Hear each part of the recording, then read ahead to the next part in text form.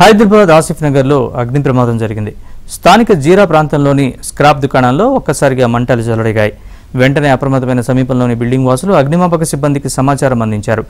ఘటనా స్థలానికి చేరుకున్న సిబ్బంది 5 ఫైర్ ఇంజన్లతో మంటలను ఆర్పేశారు. ప్రమాద సమయంలో 3 అంతస్తుల బిల్డింగ్లో 15 మంది ఉన్నట్లు ఫైర్ సిబ్బంది గుర్తించారు.